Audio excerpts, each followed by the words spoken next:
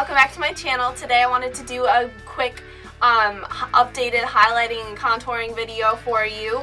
I recently got a few new products that I've been using for my kind of photo shoot type of highlighting and contour. This is not an everyday type of highlighting and contour routine, but I got some products from Amazing Cosmetics and I love them. They make it so much easier to do highlighting and contouring, so I just wanted to show you guys kind of how I do that. And yeah, let's just get right into it.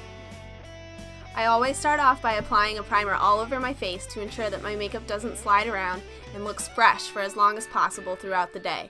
Today I'm using this anti-aging primer from Amazing Cosmetics that I've been loving for months now.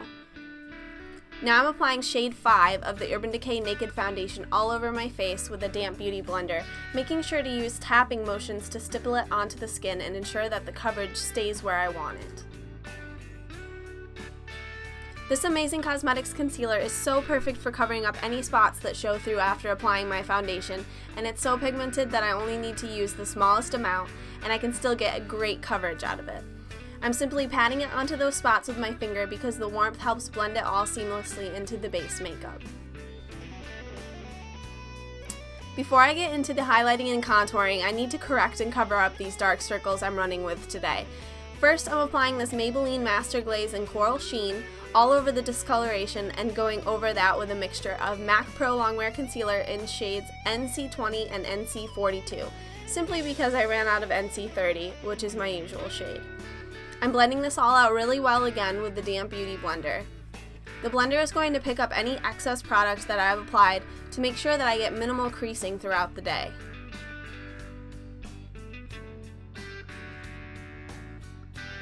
Now for the fun part. I'm using this Mikasa E220 concealer brush with Bobbi Brown foundation stick in shade Almond and applying that around the hairline to the temples, below my cheekbones, and finally down the sides of my nose as well as on the tip. I'm using 2 of the Amazing Cosmetics Perfection Sticks today, and starting off with the light shade, I'm applying it to the center of my forehead, down the bridge of my nose, the tops of my cheekbones below my under eye area, chin, sides of my mouth, and just below the contour shade on my cheeks.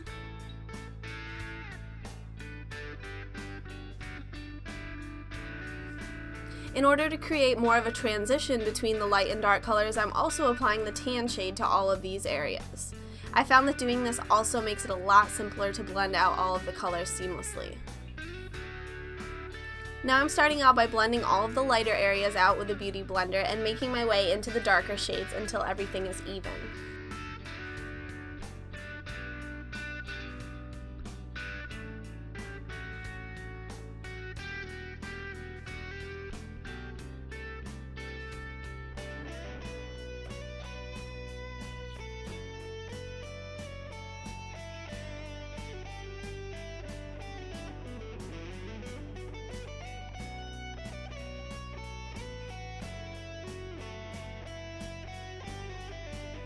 Because I have such dark circles under my eyes, I'm going to go in with a final highlight step and apply MAC Prep and Prime and Light Boost to brighten it even further. I really love the yellow tone of this because it works so well to correct any more of the purplish gray tones that might still be showing through. Before my under eyes crease, I'm applying a thin layer of translucent setting powder on the damp beauty blender and making sure not to apply too much or my concealer will look very cakey and dry. Then I'm applying a thicker layer of the powder to all of my highlighted layers in order to bake them and set them in place for about 5 minutes.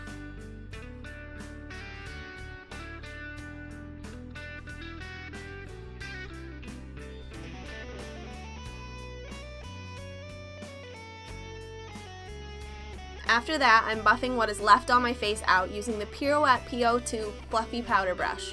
The reason I buff the rest of the powder into the other parts of my face is because I found that it makes my bronzer and other powders blend out more evenly.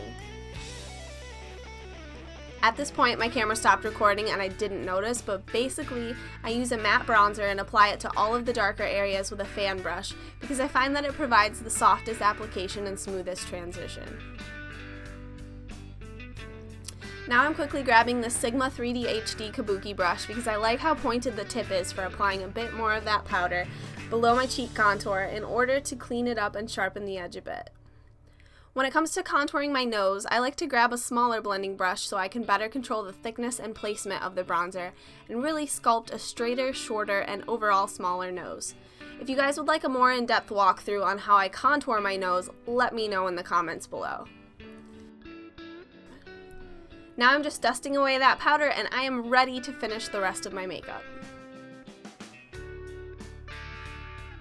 Okay guys, so that's it for the highlighting and contouring video. I hope that this has been helpful and you might try out a couple of these techniques next time you have like a big event to go to or you're having pictures taken.